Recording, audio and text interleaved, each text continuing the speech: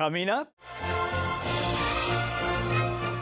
you're invited to the Phantom's Masquerade, a bold, immersive reimagining of the Phantom of the Opera, where the music, the mystery, and the romance surround you. We go inside Masquerade, the new Off-Broadway experience, with the actors stepping into the iconic roles of the Phantom, Christine and Raoul.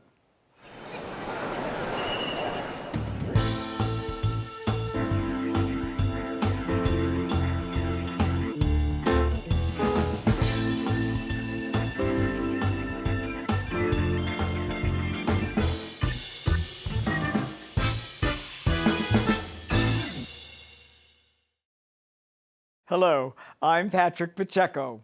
Welcome to Theater All the Moving Parts. For more than 3 decades, the Phantom of the Opera has cast its spell on audiences around the world, becoming the longest-running show in Broadway history, a box office phenomenon, and one of the most enduring love stories. Now that legend is being reimagined in a daring new way. Directed by Tony Award winner Diane Paulus, this new production reclaims Phantom as a sensual, haunting tale of desire, obsession, and the cost of love, just in time for Valentine's Day. Joining me today are the actors bringing these iconic roles to life. Telly Leung as the Phantom, Haile Ferrier as Christine, and Francisco Javier González as Raoul. Welcome, Francisco. Welcome, Haile. And welcome, Telly, to Theater All the Moving Parts, and congratulations on 3 distinct and delightful performances. Thank you. We should probably start by describing this unique version of the Phantom of the Opera. Masquerade is a retelling of Andrew Lloyd Webber's musical through an immersive and, at times, interactive experience through several rooms on different levels.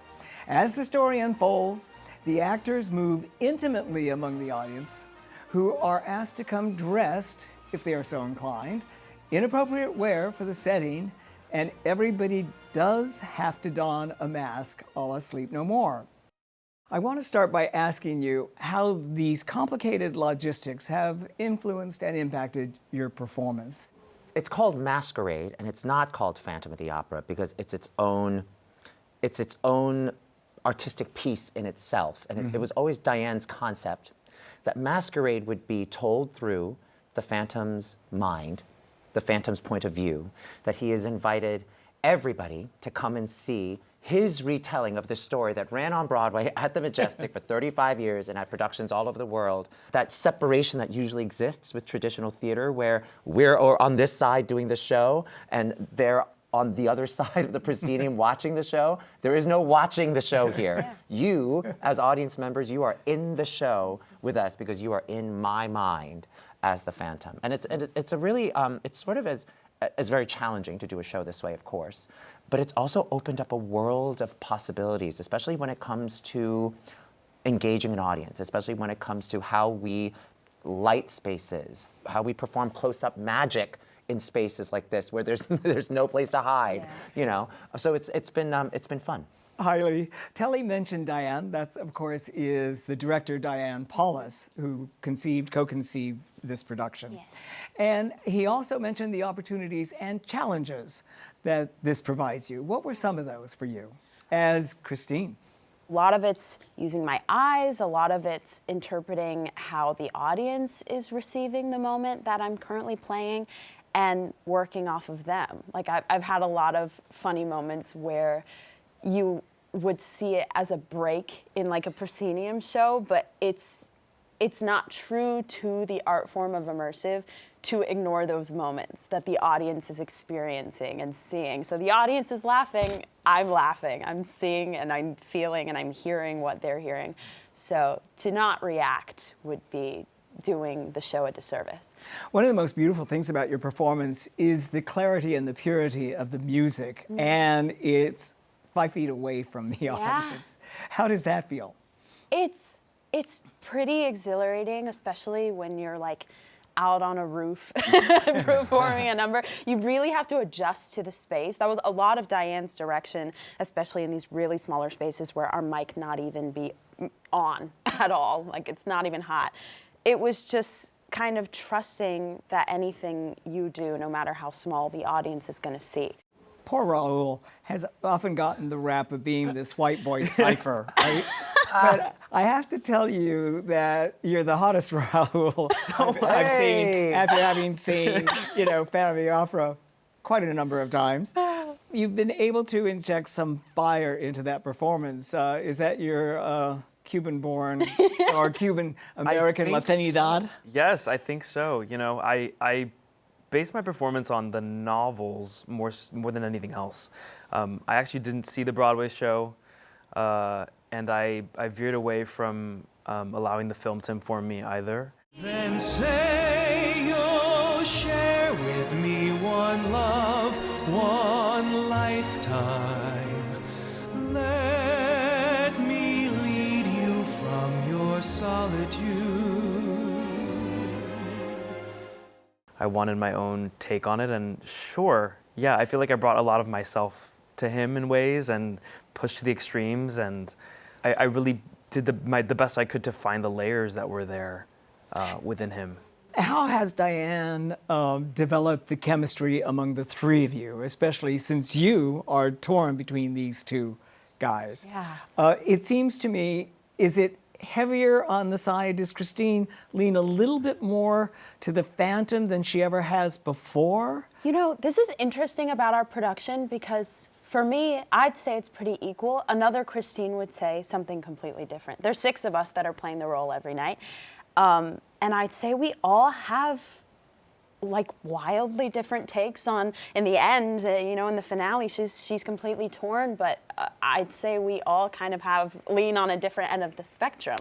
For me, it's pretty equal, but we did some cool chemistry stuff in the beginning, kind of just flopping casts and trying people out. I think in the beginning, me and Frankie as people were just very drawn to each other, and me and Telly got placed together in a rehearsal where they were switching us out. We kind of did like sumo wrestling circles and they'd interchange us, and we got matched together and they just didn't move us, and we kept doing Don Juan together, and everyone kept saying, ooh, like I felt something with that one, and then they'd move on, and I think we have just grown together and have found that chemistry. Haile, you mentioned 6 Christines, and we should tell the audience that although there are 6 Christines and there are 6 Phantoms, that audiences follow exclusively only you as Christine and only you as the Phantom, although other audiences follow individually or respectively the 5 other Christines and Phantoms. How do you define the chemistry between you and Telly, as the Phantom, of course? It's wild because a lot of people come to me after the performance and they go, wow, your chemistry was so good. You guys are so sexy together. I've never seen Phantom this sexy. And I think for me, what I'm experiencing is trust. He's very gentle as a Phantom and very caring, and he builds that trust not only with me as an actor, but with me as Christine very early on in the show. And Telly, do you consider her your prisoner? Well, I don't, especially because, like we said, Masquerade is told through the Phantom's point of view. Yeah. So, you never see yourself as a monster. You don't see yourself as a stalker or, any of those things that in previous versions of Phantom of the Opera, people go, gosh, he's this older guy who is a little bit of a groomer, who's a little bit of an incel. Well, I don't think of myself that way. Mm-hmm. So in this version of the Phantom of the Opera, that's not how it's told. So Haile's saying, it is a gentler version of the Phantom. It is probably the most human portrayal of this character because, underneath that deformity, he is a human being. And that was something Diane was very hard with the Phantoms about. And when she betrays you, does the rage that you feel at that betrayal override any love that you have for her? I wouldn't say it's override, because I think it's possible to love someone with all your heart and every fiber of your being and yet feel anger and rage and disappointment. Those things coexist, and those lines are actually, you can cross those lines in an instant, especially with someone you love. The people you love the closest to your heart are those that actually anger you the most. and also that you love ferociously the most. So I don't know, it's been fun to play all of that complexity every night with Haile. And Francisco, do you find that you are Christine's savior?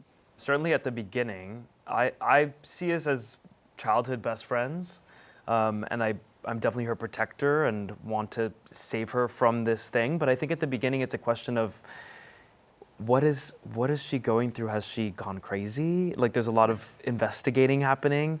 And does that make her more attractive to you?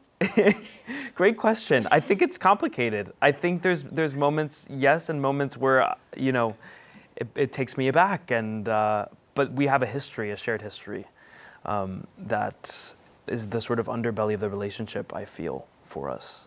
That does sustain us through the show and propels this drive to protect her and save her and make sure that she's in good hands. And Christine, do you have to go beyond the end of the show to figure out what her life now is going to be with Raoul? And do you miss the Phantom? You know, in my version, I kind of walk through the walls, realizing that maybe both of them don't understand Christine's wants. And that might be a new take on Christine, but it's what I think in my mind. I think in the end, she learns a lot from the both of them. I play a coming-of-age story, and I think they're both lessons on the way to a much bigger journey for her. And what do they not understand about what she wants? I think she has only learned what she might want, and they don't understand that, one, she's a grown woman and she can make her own choices, and sometimes she might not need a man to fight for her. And two, she's still figuring herself out. I play Christine fairly young, so I think she's figuring herself out, and she wants to make her own decisions without the help of Phantom, Raoul, or even her father, who she often turns to in the show. She's got serious daddy issues, Yeah. right? Doesn't she? Yeah, I think in the beginning she relies upon just expecting to receive word or signs from her father during the show. And in my Wishing You Were Somehow Here Again, which is like 3/4 the way through our show, I kind of released the need to reach out to him, which has been my guiding light up until that moment. This is a question for all three of you. Shorn of its spectacle, which was so much a part of its Broadway life, what is the thing that emerges perhaps that has never emerged before because it was buried in the spectacle? I think the honesty, the intimacy of it, the response that we get from people night to night is always like, wow, like just so moved by the story of the Phantom and getting to understand the humanity of him, and his pain. Yet all of those stage tricks that I'm used to using of projecting a story across the orchestra pit and across the footlights, I feel like I am on a set whenever I go into one of these immersive spaces with my scene partners, and I have basically 60 cameras on me. That's how many audience members are in every pulse of our show. And I have to stay truthful to my scene partner because all 60 cameras are capturing this honest moment between the two of us. Yeah. And there's nobody yells cut until the show is over. That's what it feels like. A key change, obviously, in this production is that they do tell us the backstory of the Phantom and this, abandoned urchin abused in this carnival sideshow who is rescued by Madame Giry and ultimately ends up at the Palais Garnier. You don't know that, right, necessarily, but do you intuitively, by osmosis, pick that up? I do play that a lot. I think the Phantom and Christine, at least the way I play it, have a very close relationship, especially in my music of the night. He kind of puts me in a trance. So we break the idea that he's magic. We make the audience realize he's an actual man, and all these tricks that he's used in the past are explained through his backstory. But I do think there's a bit of osmosis in that I can look into his eyes and I can see like that trauma. There's some kind of bond there. And I think that Christine is an empath and a natural healer, and she's able to tap into that. Because even the stagehand that he murders, I'm not giving anything away, turns out to be the guy that abused him in the sideshow. Is that correct? Yes, it's one of those instances where telling it through the point of view of the Phantom, you go, oh, that's why that action was justified, as ugly and as murderous as it was. He attempts to. Some audience members might not think it's justified at all, and I'm not saying I condone murder in any way, but I think for him, that's his attempt to show you all of those other sides that, again, the original version didn't show you, to go, this is why I did the thing I did. Hurt people, and this is who hurt me. Telly, how do you interpret the sexual nature of your relationship with Christine? Well, it's fascinating because we've had many discussions about this in rehearsal with Diane, that here is somebody who didn't have a teenage life, didn't get to explore their sexuality. Probably even like much of his sexual awakening came from being a child hidden in the opera house by Madame Giry and watching operas. So his version of becoming a man and coming into a sexual awakening probably was very influenced by the operas he would watch from the fly tower above. So his ideas of love, his ideas of sex, when it actually comes to real intimacy with a woman, I think it's confusing. I think there are moments where he doesn't understand how to touch her in an intimate way. There are certainly things that gentlemen do with ladies that I think he has acquired by living in the opera house and watching how gentlemen escort ladies, with their arm, or all of those things, But I think when it actually comes to sex, it's quite scary. And there's actually a wonderful moment that we have in the cellar where you sort of see him unsure of what to do in this moment. There's a girl in my bed, I don't know what to do.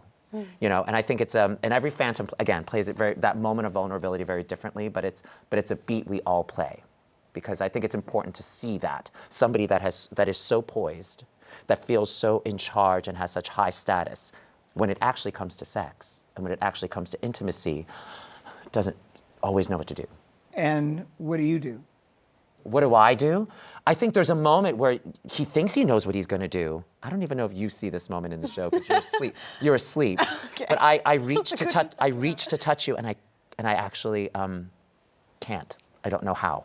And then I have to take a moment to go. Oh, I take a beat to myself in a mirror, and I see myself in the mirror, in the mask. I see my deformity.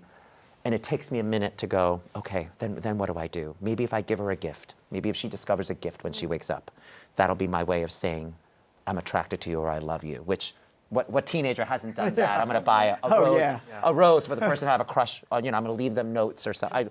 He leaves a lot of notes, so maybe he leaves a little note and a little gift. And that's my way of saying, I'm attracted to you, I like you. I like you. Basically, he's never gotten a chance to say what we all get to say as adolescents and teenagers, which is... Francisco, how do you define the sexual nature of Raoul's attraction to Christine? It's very present.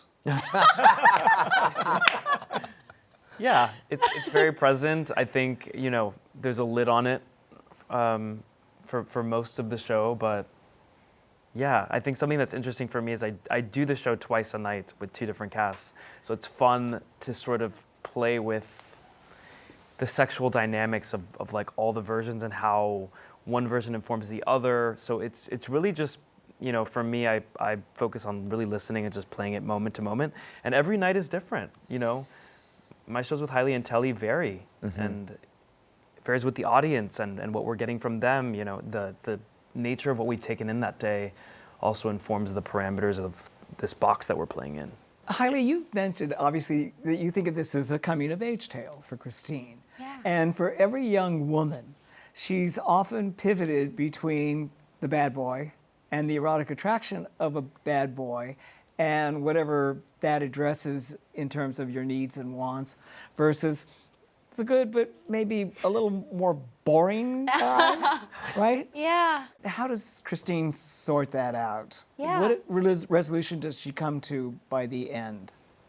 You were talking about the sexual nature of it, and I think there is, you don't get to see it a lot when she's interacting with the boys because of the era, but there's an unspoken sexual tension that is kind of just bubbling when I'm having interactions with either of them.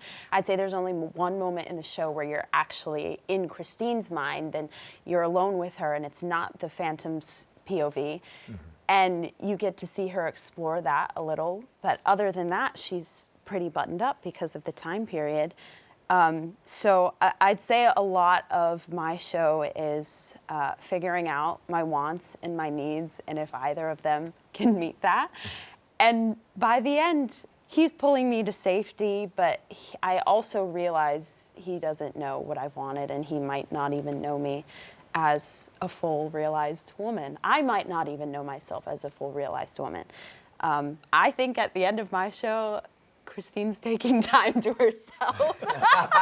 and she's kind of retreating and figuring out what her wants are without the influence of her father or the men that kind of act as her father figures, since he's not in her life anymore.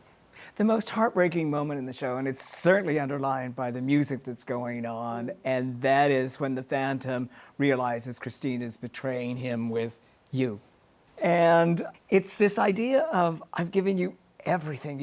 I've given you my soul, everything. I've given you your talent, you ungrateful person. And it's just heartbreaking, and she's going off.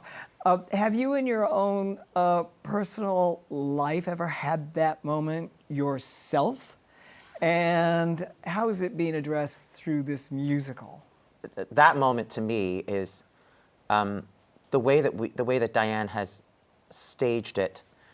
The Phantom watches, unbeknownst to these two lovers, he watches all I ask of you. Mm-hmm. So, and you know, we talked about sort of that sexual comfort and that comfort with intimacy. I get to watch that entire duet, somebody who is much more handsome than me, without the deformity, feel so comfortable with the person that I love. And to me, it's not, I don't know, again, every Phantom is going to play it differently, but I feel inadequate in that moment. Here's one thing that I cannot give her. And no matter, I can't change this. So I've given her everything that I possibly can, my music, my art, my dedication, my loyalty.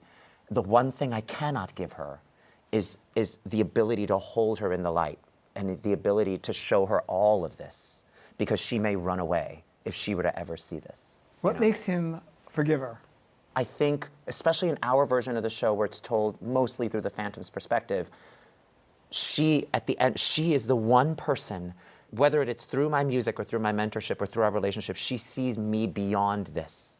I feel that keenly, that somewhere in there, this is not, my deformity is actually not what drives her away. She sees who I am, where the rest of the world does not. And in fact, you know, when Madame Giry saves the Phantom, there's a wonderful song that, so for all my Phantom fans out there, we've actually added a song that's from the film. Madame Giry gets her own song called Learn to be Lonely, which Angela Weber wrote for the film version.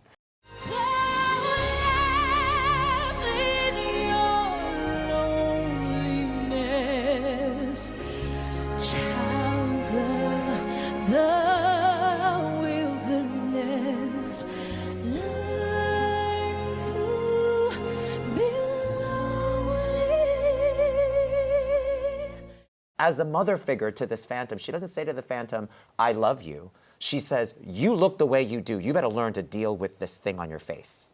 She says, you have to learn how to be lonely for the rest of your life, is what she says to him. She doesn't like embrace him and go, you know, you're the son I never had and I love you for looking the way you do, no matter how you look.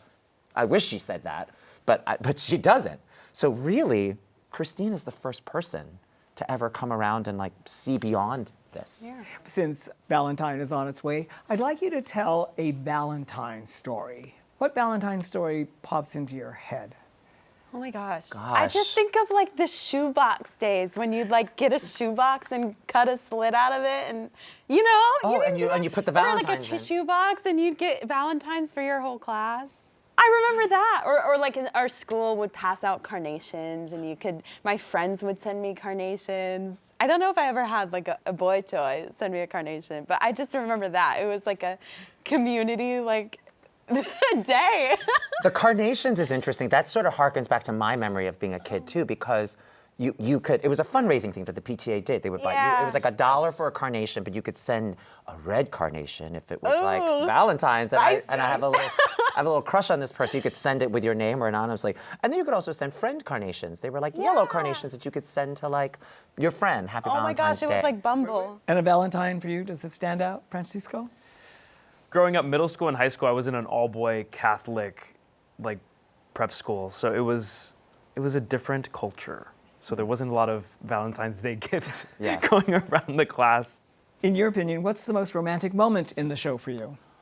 I think it's in the plot rooms, which is the dressing room scenes when we're in close quarters, and I'm coming to Christine to, acknowledge the Phantom is real.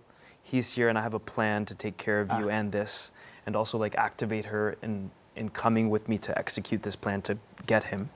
And I give her a kiss, and I think there is something very intimate about that moment. Haile? I feel like mine's a little more subtle, but it really pinches my Christine.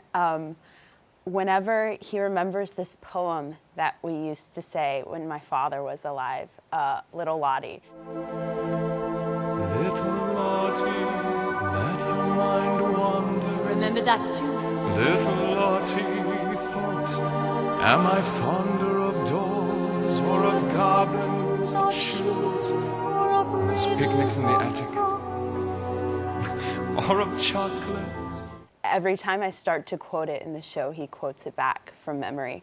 And that's just something my Christine thinks is really special. And it reminds me, I'm like, oh, he's the safe option. He knows me well. He knows my life. We have history. But also the Phantom. Telly, you get the last word. Yeah, for the Phantom, I think the most romantic moment in the show is when he and Christine are allowed to be on stage and express their deep passion and love for each other during Point of No Return in his Don Juan opera.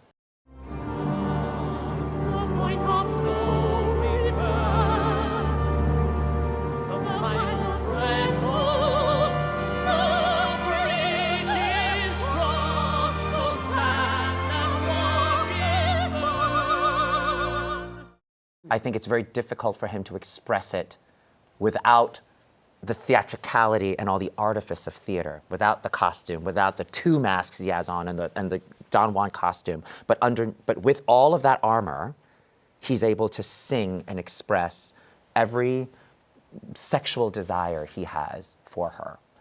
So that, to me, is probably the most free and romantic moment when we get to do that together. This has been a wonderful conversation. I can't thank you enough for giving our viewers probably a take on the Phantom story that they never thought of before. And so I'm sure it's encouraged them to come and see it if they haven't already seen it. Yeah, you got to come back and see all the Phantoms and all the Christines and all the Raouls. Check us off your list. That's right. Thank you very much. Thank you. Thank you. And thank you for joining us. We look forward to bringing you more fascinating conversations with creative talents who live and work only to astonish us. Be sure to download the CUNY TV app to watch all of our exciting and provocative shows, also available on YouTube. Happy Valentine's Day.